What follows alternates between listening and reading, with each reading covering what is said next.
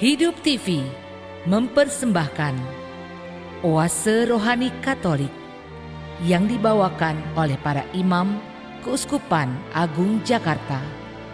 Selamat menyaksikan.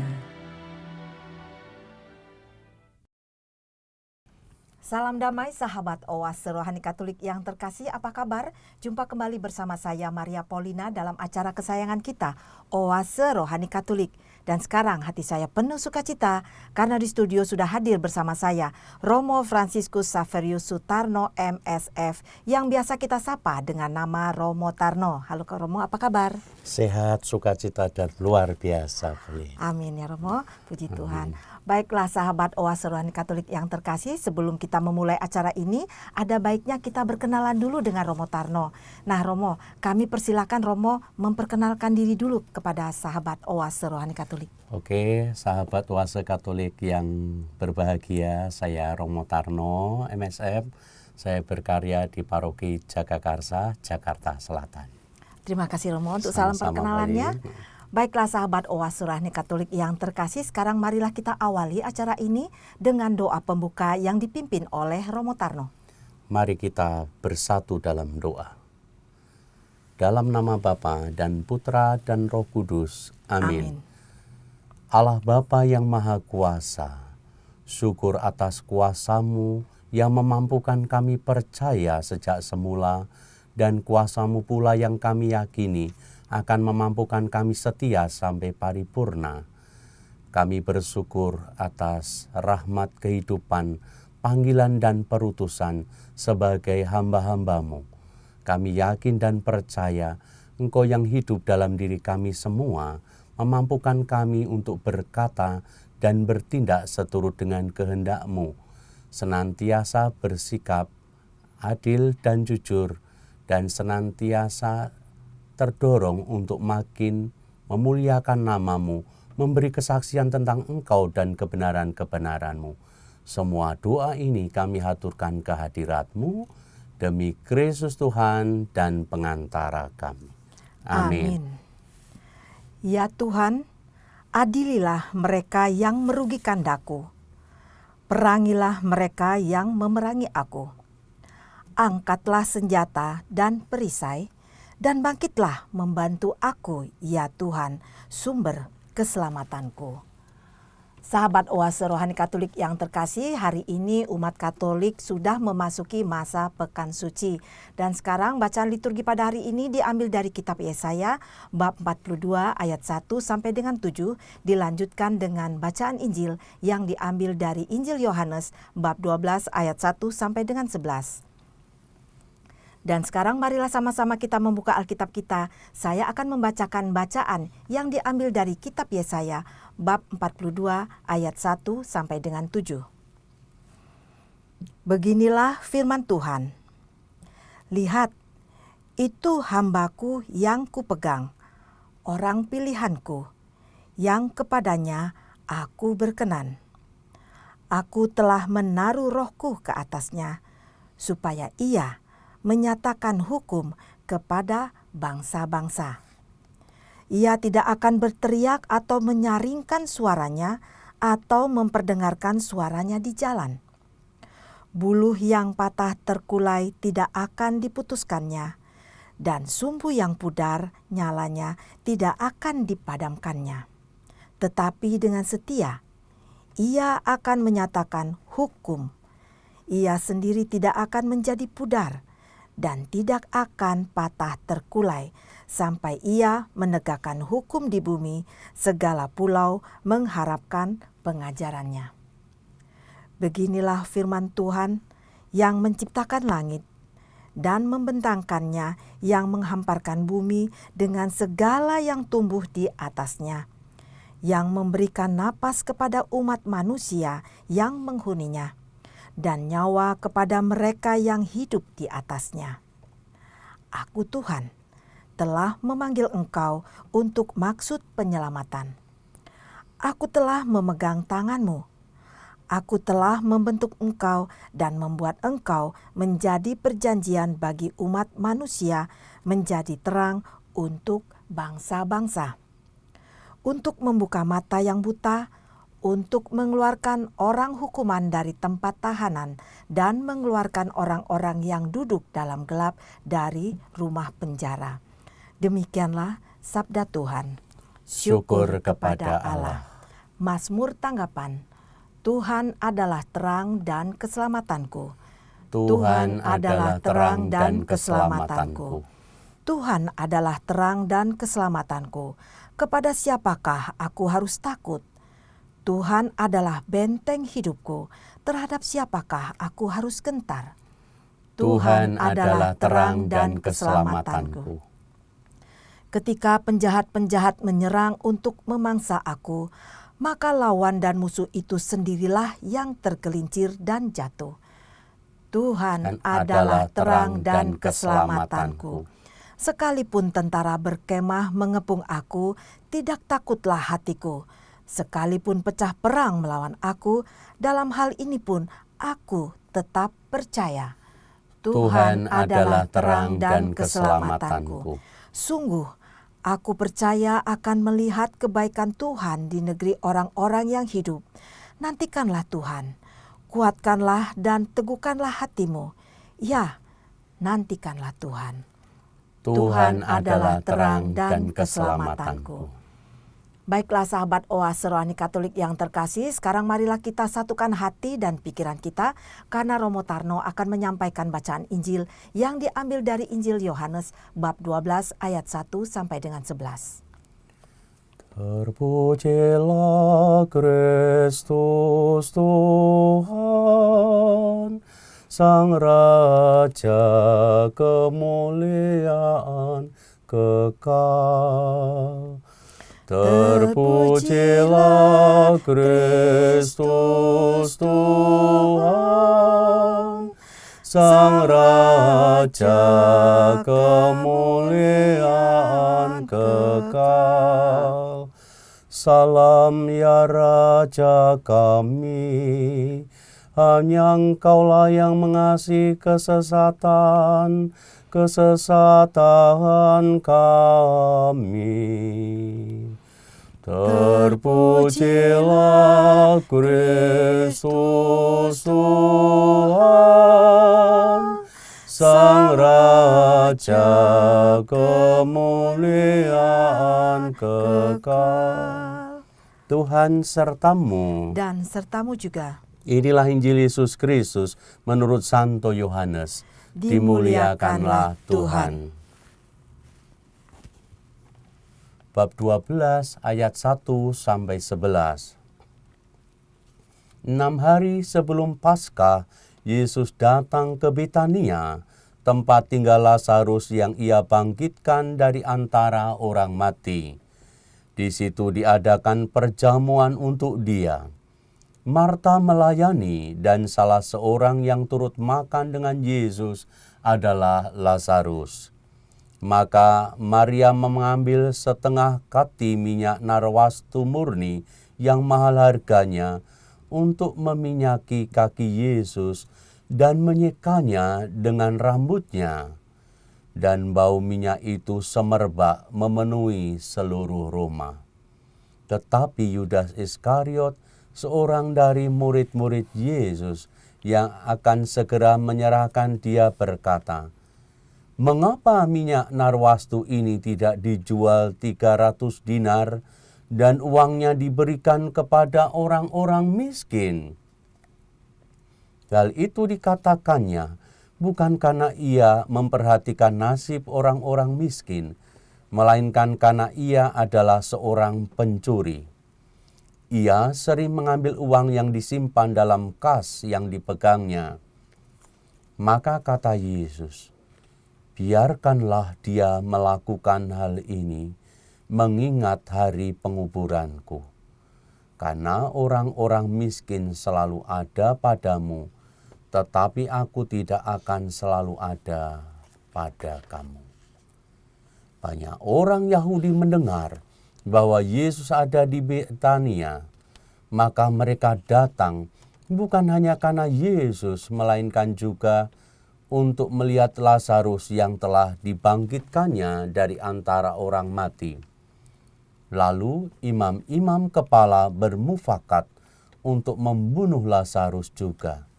Sebab karena dialah banyak orang Yahudi meninggalkan mereka dan percaya kepada Yesus. Demikianlah Injil Tuhan. Terpujilah Kristus.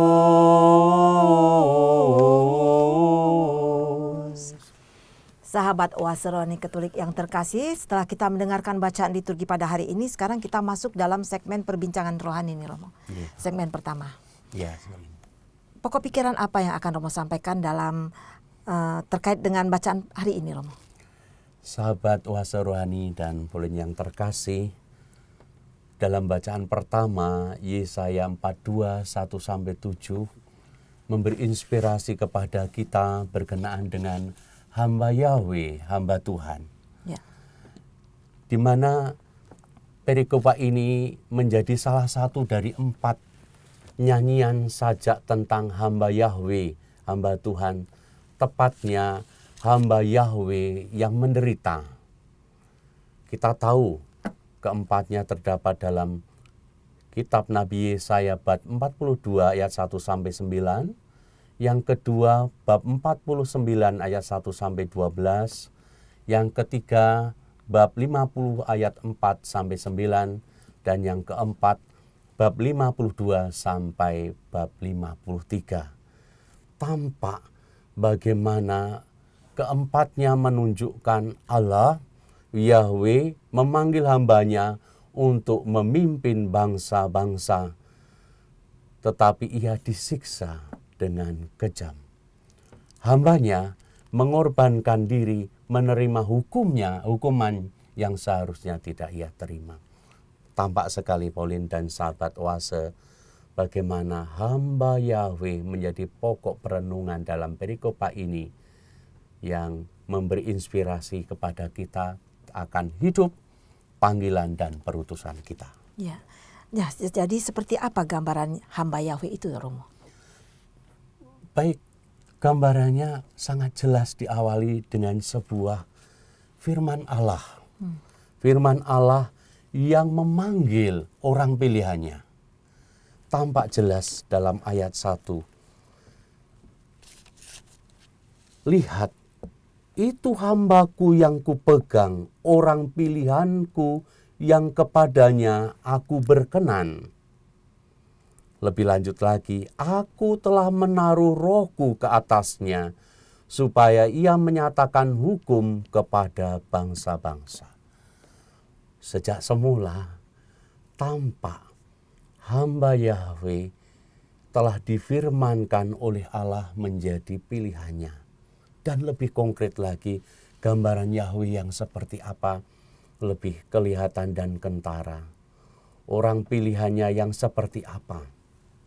Sahabat yang terkasih, hamba yang tidak akan berteriak, hamba yang tidak akan menyaringkan suara, hamba yang tidak memperdengarkan suara di jalan.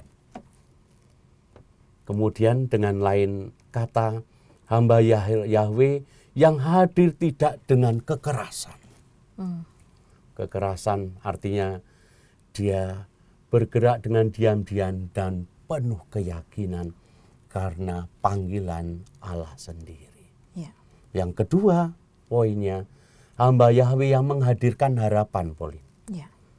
Menghadirkan harapan, menghadirkan kehidupan. Lihat, buluh yang patah tergulai tak akan diputuskannya. Sumbu yang pudar nyalanya tak akan dipadamkannya. Yang kedua ini sekali lagi, hamba Yahweh yang menghadirkan harapan. Hamba Yahweh yang menghadirkan kehidupan. Jadi menghadirkan harapan dan kehidupan ya Romo? Iya benar. Jadi bisa ditarik contoh secara nyata Romo? Baik. Tampak jelas bagaimana kehadirannya itu memberi inspirasi orang untuk selalu punya pengharapan itu. Ya. Saya pernah mengalami situasi yang tidak mudah. Ayah saya seorang ekstapol, kendati soal kebenarannya kita nggak tahu, tetapi di KTP jelas tertulis. Seolah-olah masa depan saya dan kami itu kelam. Karena kita tahu sendiri sebelumnya bagaimana tidak ada celah-celah untuk masa depan pegawai negeri ataupun panggilan pekerjaan yang dalam pemerintahan. Tetapi justru ketika makin mempercayai diri sebagai hamba Tuhan, lewat pengenalan akan firman-Nya dan sabda-sabdanya meneguhkan saya dan tentu juga saudara-saudara saya akan sebuah kehidupan yang menjanjikan, kehidupan yang penuh harapan itu. Itu contoh konkret. Contoh konkretnya seperti itu ya Romo ya. Dan artinya di sini ada juga penderitaan hidup kita ya Romo ya. Pasti. Ya. Lihat dalam seluruh kerangka hamba Yahweh, hamba Tuhan ini secara tegas ditampilkan tema hamba Yahweh yang menderita. Yang menderita tetapi bukan karena penderitaan konyol belaka, tetapi penderitaan untuk suatu misi yang dahsyat. Ya, ditarik ini misi penyelamatan dalam diri Yesus Kristus. Hamba Yahweh yang agung dalam diri Yesus Kristus yang lewat sengsara, wafat, lahirlah sebuah kebangkitan. Itulah yang diteladankan oleh Yesus. Jadi apakah bisa dikatakan di balik penderitaan itu ada suatu kemuliaan Romo? Pasti, saya sepakat dengan kata-kata itu. Karena Allah sendiri sejak semula memanggil, tentu tidak akan pernah membiarkan begitu saja. Dengan misi penebusan, misi penyelamatan, disitulah awal sebuah kemuliaan. Maka ketika orang memaknai penderitaan di dalam Tuhan, orang akan dibawa pada sebuah pengharapan kehidupan yang mengarah pada kemuliaan. Jadi kalau kita kaitkan dengan masa sekarang ini, bisa Romo jabarkan? Ya, sangat jelas sekali.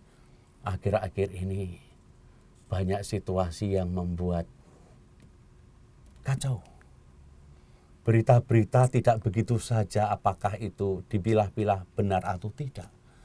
Banyak hal-hal yang mengarahkan pada situasi yang tidak mudah. Banyak tentu pihak-pihak yang mengalami penderitaan, mengalami kegalauan anak-anak muda, bahkan mengalami kegamangan terhadap informasi dan sebagainya. Tetapi hendaklah dibalik, ingat ada kata-kata dalam privasi masa prapaskah Poli, dibalik kesibukan duniawi kita tetap mengutamakan panggilan rohani, panggilan ilahi. Artinya bahwa di tengah situasi dunia kita, dalam suka duka, bahkan mungkin caruk marutnya dunia ini, kita tetap harus menangkap panggilan ilahi, panggilan rohani. Karena di situ Allah tetap berkarya. Nah, lihat. Hamba Yahweh yang lebih tegas lagi, Pauline, dan sahabat Oase yang terkasih. Hamba Yahweh yang punya misi bagaimana. Sangat inspiratif sekali. Hamba Yahweh yang mengemban misi penyelamatan, untuk menegaskan yang tadi. Penyelamatan. Aku ini Tuhan telah memanggil engkau untuk maksud penyelamatan, dalam ayat 3, ayat 6. Penyelamatan yang seperti apa juga diberi inspirasinya. Membuka mata mereka yang buta, mengeluarkan orang hukuman dari tahanan, mengeluarkan orang-orang yang duduk dalam gelap di rumah penjara. Ayat 6, penyelamatan untuk menjadikan terang bagi bangsa-bangsa. Inilah misi dari hamba Yahweh yang sangat tegas. Menghadirkan kehidupan, menghadirkan harapan, dan menghadirkan penyelamatan untuk menggapai kemuliaan. Iya, di sini saya tertarik dengan kata buta ini Romo. Artinya di sini ada di ayat 7, untuk membuka mata yang buta, untuk mengeluarkan orang hukuman dari tempat tahanan, dan mengeluarkan orang-orang yang duduk dalam gelap. Mungkin seperti kiasan juga ya Romo ya, kalau kita Benar, artikan ya. untuk masa sekarang ini Romo. Ya, banyak kita tahu tidak hanya pada kelompok tertentu, banyak kelompok dan bahkan pribadi-pribadi yang mengalami kebutaan-kebutaan batin Iya. terhadap situasi yang nyata di sekitarnya. Iya. Tidak menunjuk pada kelompok tertentu, tetapi banyak orang juga tidak peka terhadap keadaan sesamanya. Situasi mereka yang menderita, kalau mau sampaikan secara lebih lengkap, yang kecil, yang lemah, yang miskin dan tersingkir. Kita diundang karena untuk menjadi harapan, membukakan kehidupan bagi mereka. Iya. Nah, karena situasi entah itu karena keadaan ekonomi lah, entah karena keadaan psikis lah, karena masa lalu lah, karena beban-beban tertentu, akhirnya banyak orang juga mengalami kebutuhan untuk peka terhadap sesamanya. Iya. Nah, itulah yang menjadi panggilan hamba Yahweh, hamba Tuhan untuk membukakan kepada sebanyak mungkin orang. Nah Romo, dari apa yang sudah Romo tadi jabarkan, bisakah Romo memberikan inspirasi bagi kita untuk sekarang ini? Oke, sahabat Oase Rohani Katolik dan Olin yang terkasih, lewat perikopa ini yang sangat inspiratif, kita disadarkan bahwa diri kita dikobarkan akan panggilan sebagai hamba Tuhan. Hamba Tuhan tidak melulu mereka kaum berjubah. Ya. Tetapi kita semua dipanggil akan panggilan menjadi hambanya di tengah keluarga, di tengah masyarakat, dalam hidup membiara, dalam hidup berkeluarga dan sebagainya. Kita disegarkan dan diteguhkan bahwa Allah lah, Yahweh lah yang telah memanggil kita semua. Yang kedua, bagaimana lewat inspirasi hamba Yahweh yang sudah diketengahkan tadi, kita memiliki model hamba Yahweh yang seperti apa. Ada 3 poin utama. Ya. Hamba Yahweh yang senantiasa hadir tidak dengan cara-cara kekerasan. Ya.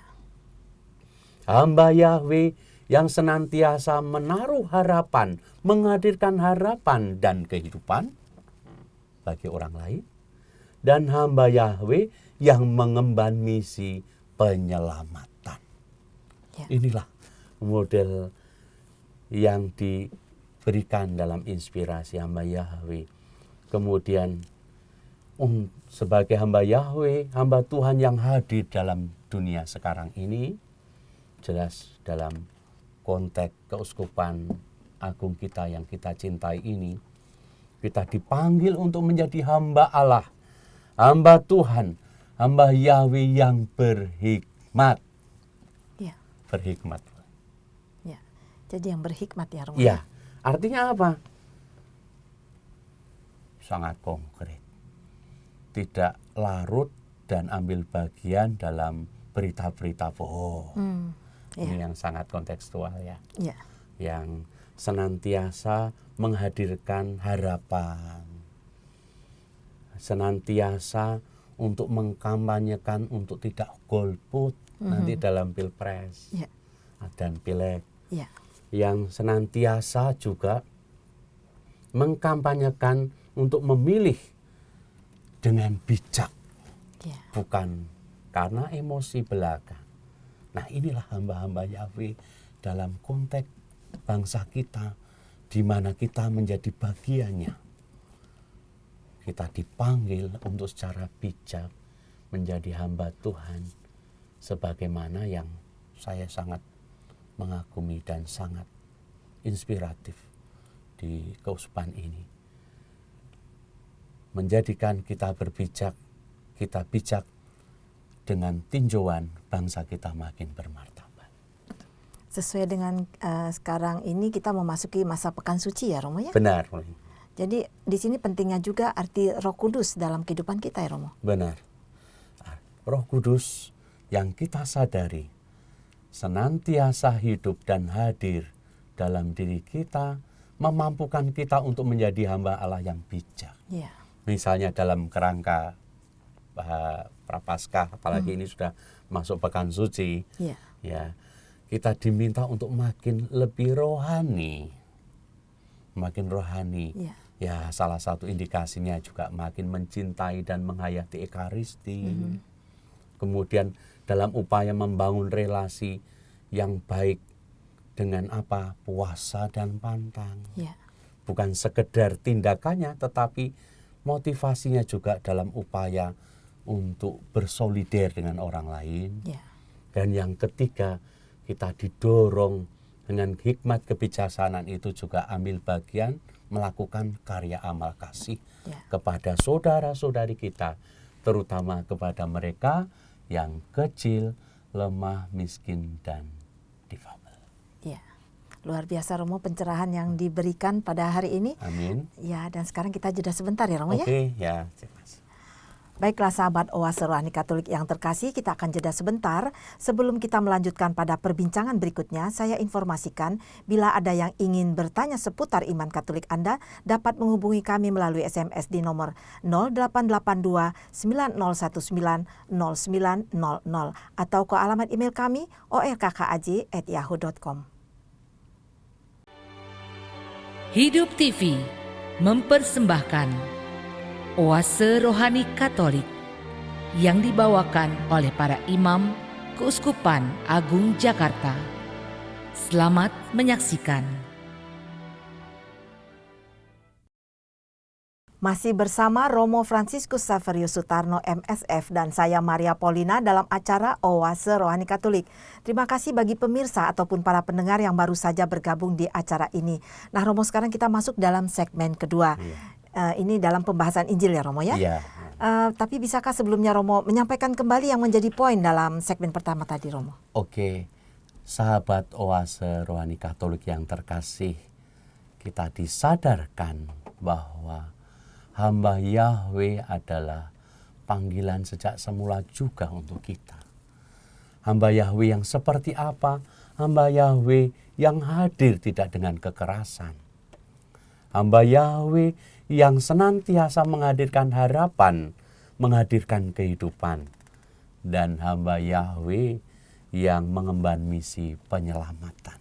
Ini masuk dalam panggilan dan perutusan kita. Ya. Dan untuk Injil hari ini, kabar sukacita apa yang akan Romo sampaikan?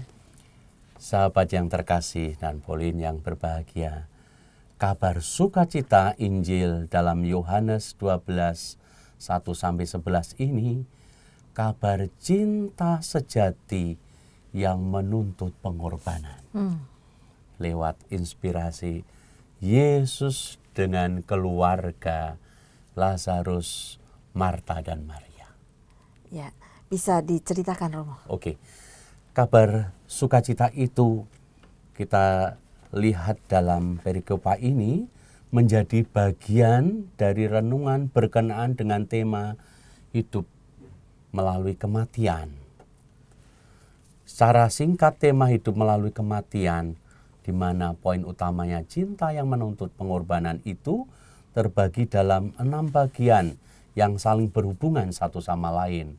Di mana di awal pada ditampilkan pengantar, kemudian tema pengurapan, kemudian perarakan kemenangan, kemudian saat Yesus, evaluasi penginjil dan rangkuman pewartaan Yesus. Dalam konteks perikopa yang kita terima dan inspiratif hari ini dalam kerangka pengurapan. Pengurapan itu terdapat dalam keempat Injil, sahabat Oase Rohani Katolik. Matius, Markus, Yohanes, dan Lukas menunjukkan. Dalam Matius, Markus, dan Yohanes menunjuk pada lokasi Betania, Israel Selatan. Sementara pada Lukas menunjuk di Israel Utara, Galilea. Ketika Yesus melakukan pelayanannya di kota Nain dan Kapernaum.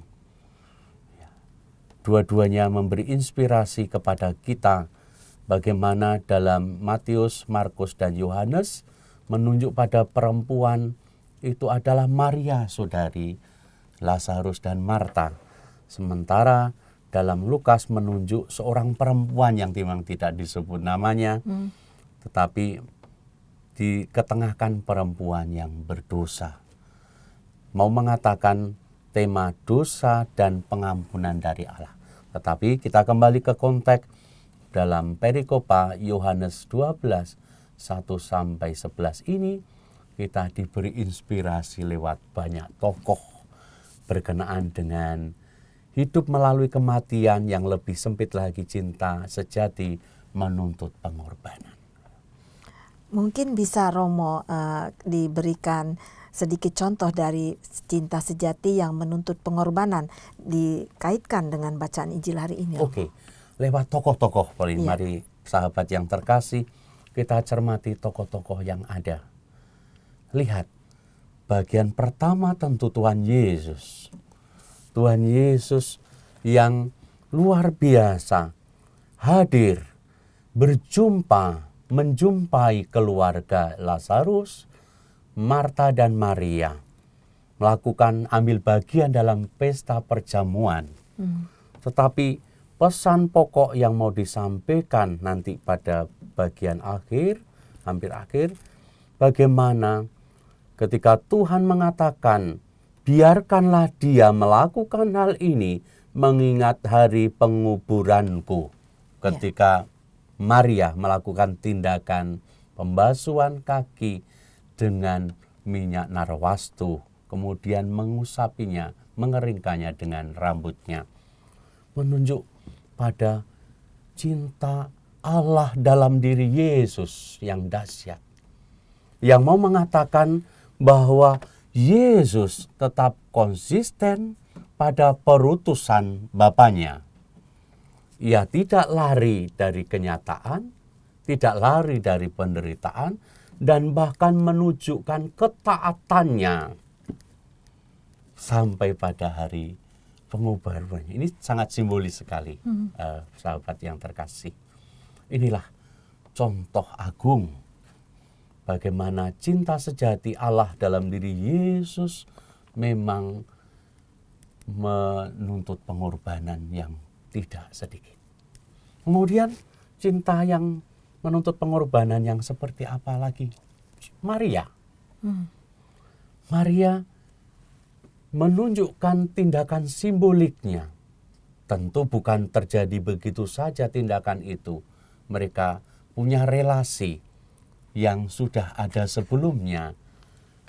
Kita bisa melihat relasi-relasi sebelumnya ya dalam kisah-kisah yang lalu.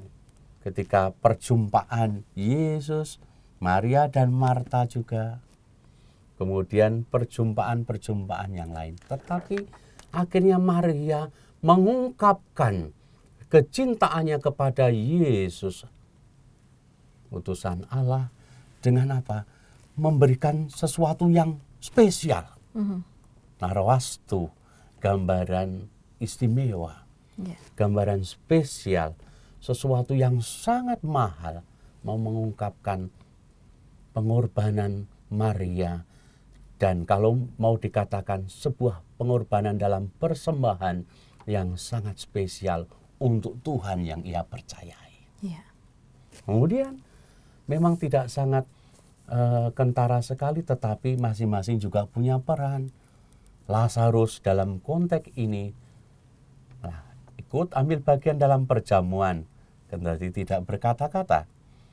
Marta juga dalam porsinya ambil bagian dalam pelayanan. Tentu tampaklah pengorbanan-pengorbanan yang ditunjukkan lewat pribadi-pribadi yang ada. Begitu ya Romo ya. Jadi kalau kita lihat di sini ya, khususnya Maria ya Romo ya, tidak ada hitung-hitungan ya Romo ya. Ya, benar. Maria sungguh memberikan yang terbaik, yang total, karena dia mengalami dan merasakan Yesus itu spesial. Iya. Spesial. Nah, bisa kita analogikan juga.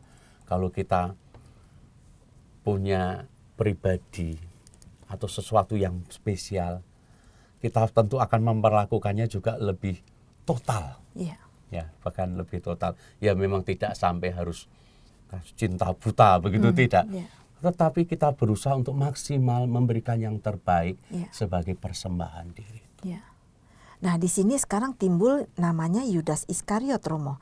Yang seperti di ayat 6 ya, Romo ya. Ya, benar. Hal ini dikatakannya bukan karena ia memperhatikan nasib orang miskin, melainkan karena ia adalah seorang pencuri. Ya.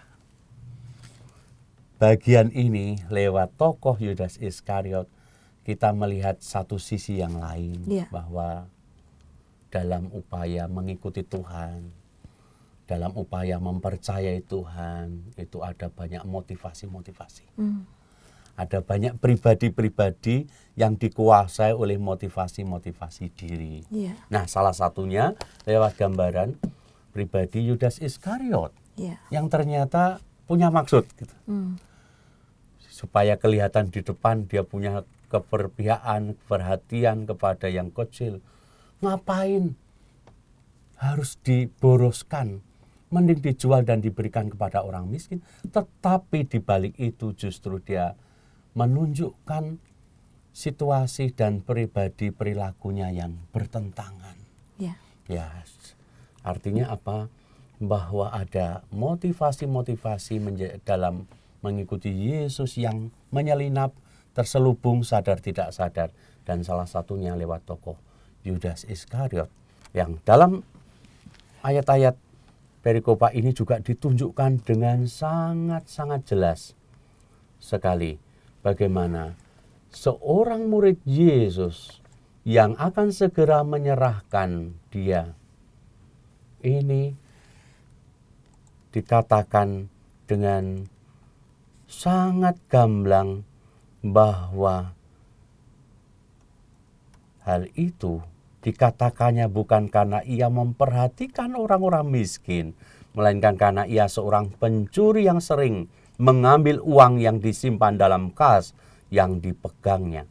Ada tindakan-tindakan koruptif, Iya. ada tindakan-tindakan yang tidak benar, kurang terpuji, yang sebetulnya yang mau ditutupi oleh Yudas Iskariot. Iya. Dan di sini juga, jadi kalau kita lihat dari kehidupan sekarang ini, Romo, berbagai macam sifat dari masing-masing orang dalam pelayanan ya, Romo ya? Ya.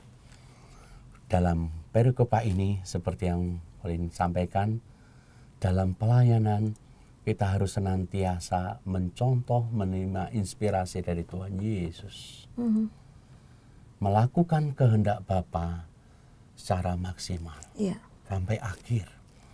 Memang benar kita manusia, tetapi dalam kemanusiawian kita ini kita telah diperlengkapi oleh dan sahabat yang terkasih dengan akal budi, hikmat yang dari Allah sendiri, bagaimana kita bisa memilah-milah, bisa refleksi, bisa akhirnya menangkap bahwa Allah sendirilah yang sebetulnya memanggil dan mengutus kita untuk ambil bagian dalam karya pelayanan itu. Iya. Maka pelayanan yang kita lakukan harus senantiasa kita maknai sebagai sebuah panggilan dari Tuhan sendiri. Iya. Dan di dalam pelayanan itu juga kita kalau lihat dari sini jangan ada hitung-hitungan dan juga harus ketulusan yang ada. Benar. Ya, Romo ya. Tulus menjadi salah satu syarat untuk melakukan pelayanan yang baik, yang tidak pamrih. Iya. Nah, kalau pamrih kita kembali ke paham lama Deudes. Saya melakukan itu, saya mudah harus dapat itu dan sebagainya. Iya. Tetapi dengan ketulusan kita sendiri dalam iman dan keyakinan akan diganjar oleh Allah sendiri dengan berkat-berkat. Iya. Dan dari Injil hari ini, inspirasi apa yang akan Romo sampaikan lagi, Romo? Yang pertama tentu menjadi hal yang sangat pokok sekali, bagaimana kita diberi inspirasi untuk taat pada kehendak Bapa. Sebagaimana Tuhan Yesus taat pada kehendak Bapa lewat cinta sejati yang ia tunjukkan secara total dalam pengorbanannya. Ya. Nah, hari-hari ini sebentar lagi kita akan memasuki Trihari Suci. Gambaran yang sangat dahsyat, bukan hanya sebuah kisah, tetapi nyata dalam inspirasi iman. Ya. Di mana kita dibantu untuk membangun ketaatan kepada kehendak Bapa itu dengan mantap, yakin, dan teguh. Yang kedua, kita diminta untuk memaknai, menjadikan Yesus sebagai yang istimewa. Ketika kita menjadikannya dia sebagai yang istimewa dan spesial, kita akan tergerak seperti Maria, melakukan secara total. Tidak hitung-hitungan lagi. Ya. Total. Dan dia melepaskan segalanya untuk Allah sendiri. Kemudian kita juga diberi inspirasi secara teknis dalam pelayanan untuk senantiasa melakukan tindakan kunjungan. Ya. Kunjungan persaudaraan, Ya. kunjungan kepada keluarga-keluarga, Ya. para imam, biarawan-biarawati, dan keluarga-keluarga sendiri didorong dan dikobarkan untuk selalu membangun silaturahmi kunjungan itu. Ya. Di mana di sana ada kasih, di mana di sana muncul Allah sendiri yang mempersatukan. Nah, inilah yang memang menuntut pengorbanan. Iya. Korban waktu, korban kesempatan, Iya. korban termasuk juga materi. Iya. Tetapi ada nilai rohani dan nilai manusiawi yang tinggi yang mau kita perjuangkan dan tentu Tuhan berkati. Jadi kalau Romo tadi paparkan tadi artinya kita harus ada keseimbangan ya Romo ya, Benar? antara kematangan pribadi dan kematangan spiritual. Iya. Orang yang menganggap diri matang secara spiritual tetapi asosial atau juga kurang memiliki kepedulian, komunikasi dengan sesamanya juga tidak tepat. Iya. Atau bahkan seolah-olah sibuk dengan aktivitas tetapi juga tidak merenungkan dan menjadikannya dalam kerangka perutusan Allah juga kurang tepat. Maka hidup rohani dan jasmani kita harus seimbang. Kita benar manusia, tetapi dalam diri kita ada manusia rohani, Paulus mengatakan itu, yang hidup dalam diri kita. Dan bahkan dalam keyakinan iman kita, ia bersemayam di palungan hati kita. Lihat, Tuhan sendiri sudah mengorbankan dengan setotal-totalnya. Kita maknai bukan sekedar makna yang begitu saja, tetapi makna yang sungguh menggugah kita untuk enggak ambil bagian dalam pengorbanannya. Kita balas pengorbanannya dengan sikap yang bijak, sikap yang berhikmat, sikap yang senantiasa menghadirkan pengharapan, mengobarkan budaya kehidupan di tengah dunia kita yang kadangkala berseberangan dengan itu. Iya. Nah, sekarang pertanyaan saya Romo, bagaimanakah caranya kita menumbuhkan keyakinan kita kepada Tuhan yang kita percayai itu agar kita bisa melaksanakan step-step yang tadi Romo jabarkan? Caranya yang pertama, sadari bahwa kita adalah pribadi-pribadi yang dipanggil, diutus, dan ditebus oleh Tuhan. Tanamkan kesadaran itu dalam diri kita. Nah, ketika kita dikuasai oleh kesadaran ini, maka dalam perkataan dan tindakan kita pun senantiasa akan terarah kepada Dia yang memanggil, mengutus, dan menebus kita.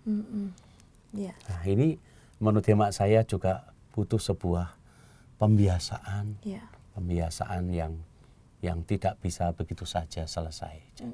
Jadi komunikasi, balik lagi seperti yang Romo tadi bilang, komunikasi terus-menerus, baik kepada lingkungan sesama ataupun kepada Tuhan kita ya Romo? Benar. Jadi terciptanya kedamaian juga di dalam hati kita ya. Amin. Komunikasi dengan Allah dan komunikasi dengan sesama akan senantiasa menjadikan kita bersuka cita Ya. dan didorong untuk melakukan pengorbanan. Pengorbanan bukan sekedar karena kita ikut-ikutan, tetapi lebih-lebih karena kita sendiri sadar bahwa kita adalah pribadi yang telah ditebus dengan pengorbanan Tuhan Yesus itu. Iya. Dan Maria, Marta dan Lazarus dengan berbagai ciri khasnya dan tindakannya memberikan inspirasi kepada kita soal arti pengorbanan yang total, yang maksimal, yang tulus demi kemuliaan Tuhan dan juga kebahagiaan banyak orang. Jadi Romo, kalau di sini bisa kita katakan bahwa apapun pengorbanan ataupun penderitaan yang kita alami belum seberapa dibandingkan dengan Yesus alami. Tepat sekali, persis sekali. Iya. Kita ambil bagian dalam kerangka Tuhan Yesus yang hadir menebus dan menyelamatkan kita, yang melalui kisah-kisah sengsara jalan salib, dan kita belum seberapa, tetapi yang kecil di mata Tuhan pasti juga dipandang dan diganjar. Iya. Maka ketika kita mengalami situasi yang tidak mudah, ya sakit, penyakit, kegalauan, situasi keluarga yang tidak ideal dan sebagainya, atau apapun, mari kita hantar pada kurban Yesus yang dahsyat itu, sekaligus juga ada usaha-usaha pembaharuan dan usaha-usaha diri secara manusiawi. Iya. Secara rohani kita usahakan, tetapi secara manusiawi ada langkah-langkah. Kita harus berbenah, berusaha lagi, menjalin komunikasi lagi, menimba inspirasi kepada mereka yang dipandang tanda kutip lebih bijak dan sebagainya. Artinya saya mau mengatakan menyatukan semuanya dalam kurban dan penebusan Tuhan Yesus, berarti ada usaha-usaha bijak secara manusiawi yang harus kita lakukan, dan tentu menjadi sebuah pengorbanan dalam persembahan kepada Tuhan akan menghasilkan buah sukacita. Jadi cocok sekali Romo bacaan pada hari ini ketika kita memasuki masa pekan suci ya Romo? Iya, benar. Bahkan kita sudah pekan suci ini, Iya. Sangat aktual untuk Iya. kita.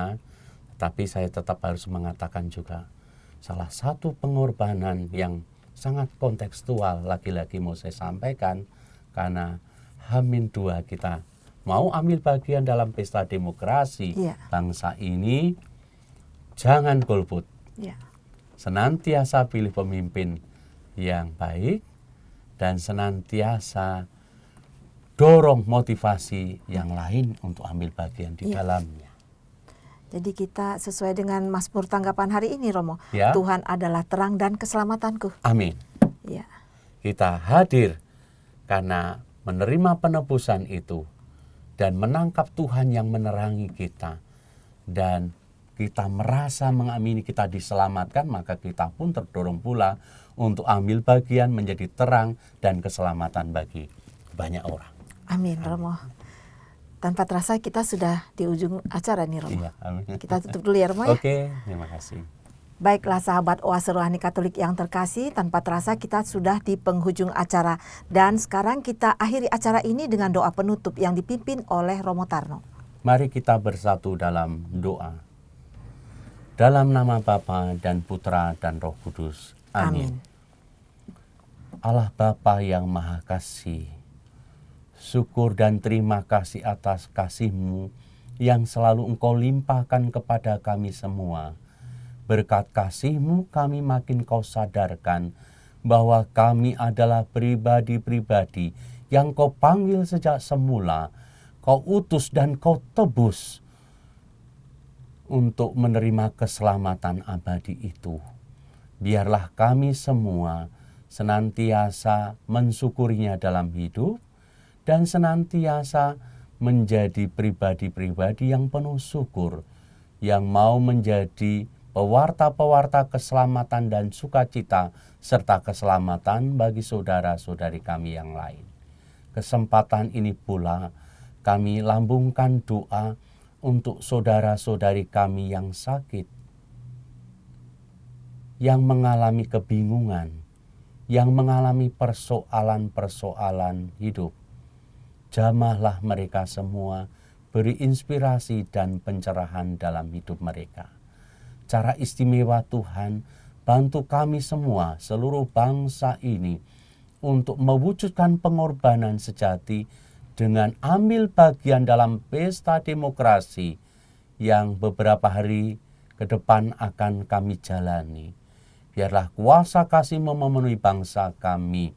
Kami menjadi hamba-hamba Tuhan yang senantiasa menaruh pengharapan, menghadirkan kehidupan dan keselamatan, karena kami semua mengalami penebusan daripada-Mu sendiri. Akhirnya, seluruh doa dan harapan ini kami haturkan kehadirat-Mu demi Kristus Tuhan dan pengantara kami. Amin. Amin. Tuhan serta-Mu dan serta-Mu juga. Kita sekalian, keluarga, komunitas, doa harapan, pekerjaan usaha dan pelayanan. Bangsa kita yang beberapa hari ke depan akan melakukan pesta demokrasi, senantiasa diberkati oleh berkat Allah yang Maha Kuasa, Bapa dan Putra dan Roh Kudus. Amin. Demikianlah sahabat Oase Rohani Katolik yang terkasih, usai sudah acara Oase Rohani Katolik pada hari ini. Semoga apa yang sudah kita dengar tadi dapat menjadikan iman kita bertumbuh dan menghasilkan buah yang baik. Akhir kata, saya Maria Paulina dan Romo Fransiskus Saverius Sutarno MSF pamit undur diri. Damai Tuhan selalu menyertai kita semua. Mari amalkan Pancasila. Kita berhikmat, bangsa bermartabat.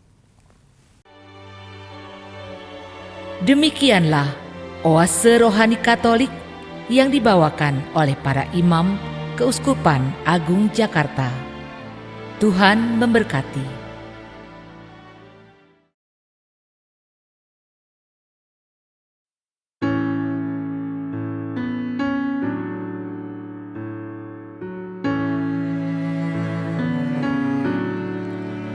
Take me, Lord, into your heart. Take me, Lord, till I'm fulfilled. Save my life, for you are God. I survive, 'cause you are near. You're the one that I adore. Fill my cup so I'll be blessed. And you know I need you more. Come, O Lord, into my heart. Lord, I love you. Lord, I need you. My Lord, oh, hold me tight. Lord, I praise you. Lord, I worship you. Bless me, Lord, for you are great. You're so kind, oh Lord, in all my life, that I will love you always. Bring me home for all my hardship, so we all will see the light. Oh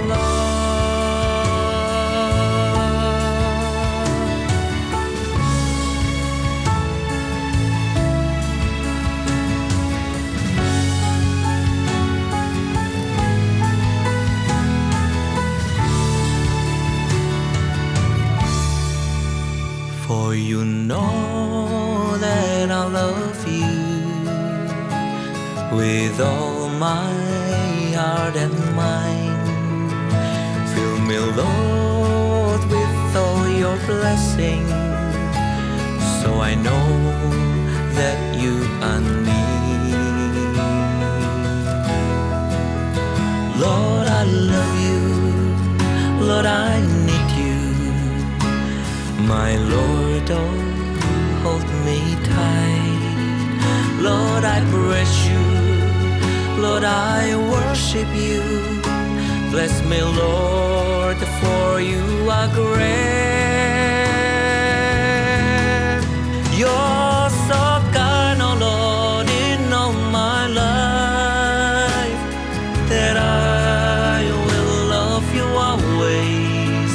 Bring me hope for all my hardship, so we all will see the light. You're so kind, oh Lord, in all my life, that I will love you always. Bring me hope into my troubles, so we all will see the light. Oh Lord.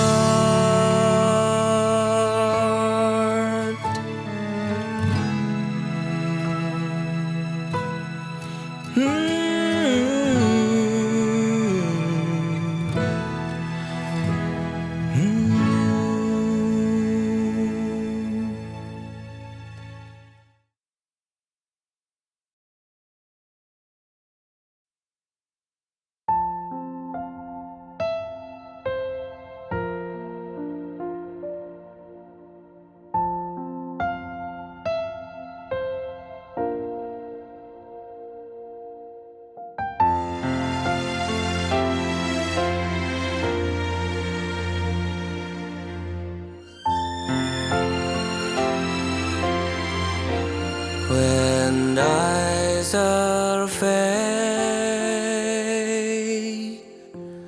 the wondrous cross on which the Prince of Glory died, my riches can I count but loss, and pour contempt on all my pride.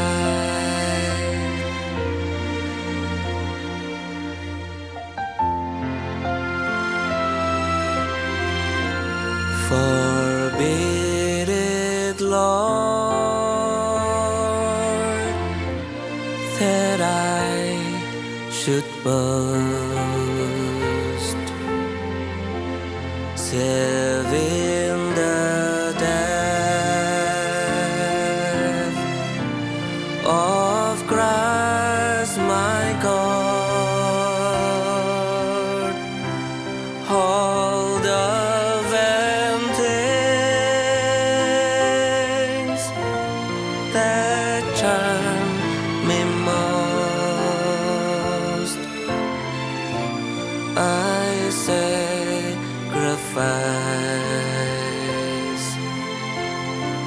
them to His blood. See from His head, His hands, His feet, sorrow and love flow mingled down. Did earth such long and sorrow meet, or thorns compose soul reach a cry.